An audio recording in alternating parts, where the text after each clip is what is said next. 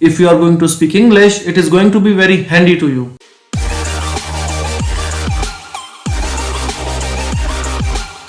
Hello guys, my name is Mayank and welcome to Kids Super Learning. So the first word is look into. Look into means जब आपको उसके बारे में कोई information निकालनी होती है, जांच पड़ताल करनी होती है। पुलिस इस मामले को देखेगी, यानी पुलिस इस मामले की जांच करेगी। Police will look into this matter. Police will look into this matter.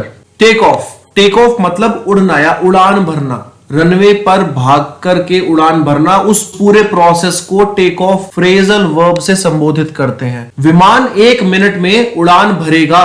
The plane will take off in a minute. The plane will take off in a minute. Put on, जब भी आप कोई कपड़ा पहनते हो उसे वियर तो बोलते ही हैं, बट एक बहुत अच्छा फ्रेजल वर्ब है which you can use in your daily life and that is put on. I'm putting on my sweater, I'm putting on my cap, I'm putting on my trousers. आप कोई भी एक ऐसा word use कीजिए पहनने के लिए, वेयर यूज मत कीजिएगा, उसका वजन बढ़ गया है। He has put on weight.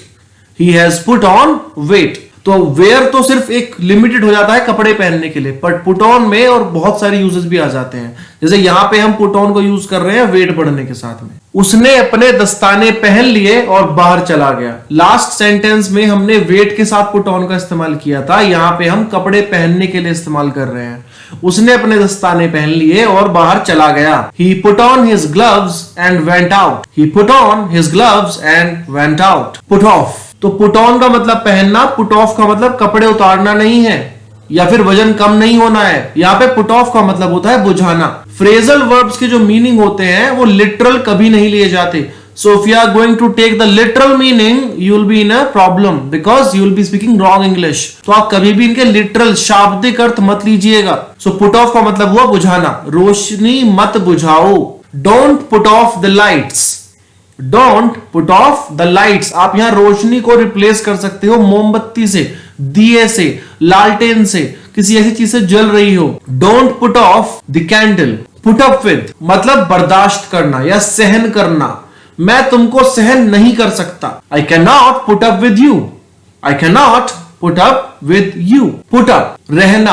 आप कहां रहते हैं? Where do you put up? आप कहां रहते हैं? आप आंसर दे सकते हैं मैं पुणे में रहता हूं। I put up in Pune. I put up in Delhi. I put up in XYZ village.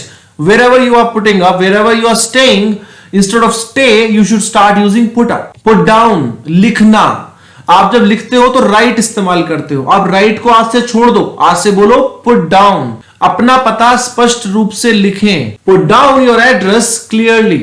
आप यहाँ पे राइट योर एड्रेस क्लियरली भी लिख सकते हैं। देयर इज नो स्टॉपेज, आपको कोई रोक नहीं रहा है। But if you want to be good, if you want to speak fluently, if you want to impress someone, please start using phrases. Put down your address clearly, अपना पता स्पष्ट रूप से लिखें। पुट फॉरवर्ड पेश करना, किसी चीज को देना, दिखाना, दर्शाना। क्या आप अपने विचारों को पेश कर सकते हैं? Can you put forward your ideas? Can you put forward your ideas? Come up with विचार या अपनी किसी राय के साथ में आना। अब आपका मैनेजर ने, आपके बॉस ने आपको बोला, आपके टीचर ने आपको बोला कि कल आपको ये करके लेके आना है। आप कल जब आएंगे तो आपके पास एक एसे लिखा होना चाहिए, आपके पास एक प्रेजेंटेशन कंप्लीट होनी चाहिए। तो कुछ सोच के आना, कुछ लिख के लाना अपने साथ में। कल एक अच्छे विचार के साथ आना। Come up with a good idea. Come up with a good idea. Come across.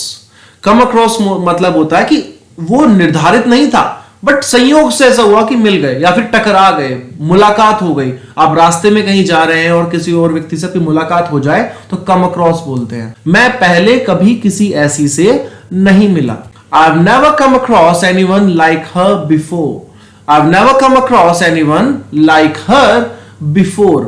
Act upon किसी चीज के ऊपर एक्ट करना, किसी चीज के ऊपर काम करना, किसी चीज के ऊपर कार्यवाही करना। उन्होंने मेरे आदेश पर कार्यवाही नहीं की। He did not act upon my order. He did not act upon my order. Look after. Look after मतलब होता है ख्याल रखना, किसी की देखभाल करना। मैं अपने मम्मी पापा की देखभाल कर रहा हूं। I'm looking after my parents. I'm looking after my parents. Keep up जारी रखना, स्थापित रखना, कंटिन्यू रखना। अच्छा काम करते रहिए, अच्छा कार्य करते रहिए। Keep up the good work. Keep up the good work. Give up. Give up मतलब होता है छोड़ देना, त्याग देना, बस हार मान लेना एक तरीके से। मैंने बुरी आदतें छोड़ दी हैं। I have given up the bad habits. I have given up bad habits. Call of, call of होता है जब आप किसी चीज को बंद कर देते हैं, रद्द कर देते हैं। हम पिकनिक को बंद कर देंगे, हम पिकनिक को रद्द कर देंगे। We shall call off the picnic, we shall call off the picnic. Sometimes what happens, आपको फोन आता है कि मीटिंग हुई है, आपकी मीटिंग, आपको मीटिंग में जाना है, फिर फोन आता है मीटिंग कैंसिल हो गई। सो आप कैंसिल की वजह आप कॉल ऑफ बोल सकते हैं। The meeting is being called off, the meeting is being called off, meeting रद्द हो गई। स्टैंड बाय, स्टैंड बाय मतलब साथ देना, किसी का साथ निभाना। मैं हमेशा तुम्हारे साथ खड़ा रहूंगा। I will stand by you for ever, I will stand by you for ever. यहां विद नहीं आएगा। Some people might be confusing this कि सर विद क्यों नहीं आएगा, क्योंकि ये फ्रेजल वर्ब है। स्टैंड बाय के साथ में सीधा सब्जेक्ट आ जाता है। I will stand by you for ever. Back out of, back out मतलब होता है पीछे हट जाना। बैक आउट मतलब होता है मुकर जाना, अपनी बात से हट जाना, पीछे हट जाना। मैं अपने वादों से कभी नहीं मुकरता। I never back out of my promises, I never back out of my promises. Turn out, turn out मतलब होता है जब कोई चीज उभर के सामने आती है, बदल के सामने आती है, चेंज होके सामने आती है, उसे टर्न आउट बोलते हैं। चीजें बदतर होने लगी। Things were turning out to be ugly, things were turning out to be ugly. यहां पे अगली का मतलब बदसूरत नहीं है। अगली जब कोई स्थिति के साथ में यूज होता है उसका मतलब होता है बुरी स्थिति, खराब स्थिति, बेकार स्थिति। ब्रिंग अप, ब्रिंग अप मतलब होता है लेकर के आना किसी चीज को। मेरे पास लेकर के आओ, मेरे पास ले आओ। ब्रिंग अप टू मी, मेरे पास ले आओ, bring up to me. Abide by, किसी रूल का फॉलो करना अबाइड बाय कहलाता है। उन्हें नियमों का पालन करना पड़ता है। They have to abide by the rules, they have to abide by the rules. यहां पे आप देखेंगे फॉलो का इस्तेमाल नहीं हुआ है। फॉलो को भी आप यहां पे अबाइड बाय के जगह रिप्लेस कर सकते हैं। They have to follow the rules. Instead of follow you should use abide by. Hard to believe, जब कोई चीज बहुत मुश्किल से आप यकीन कर पाते हैं, बहुत मुश्किल से विश्वास होता है किसी चीज के ऊपर, तो आप बोलते हैं हार्ड टू बिलीव। ये लिटरल कभी यूज नहीं होगा।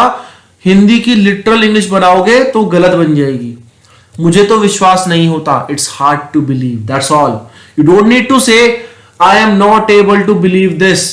Instead you can say it's hard to believe, it's hard to believe, यानी कि मेरे लिए इस बात पे यकीन कर पाना बहुत मुश्किल है। इस पूरे सेंटेंस को आप इस छोटे से फ्रेज से रिप्लेस कर सकते हैं, saying it's hard to believe, it's hard to believe. Now there will be a list of all the phrases that you have seen, and that's what you can see here. Well, thank you so much. If you really like this video, please like, share, subscribe, share with your friends. All the best. Thank you.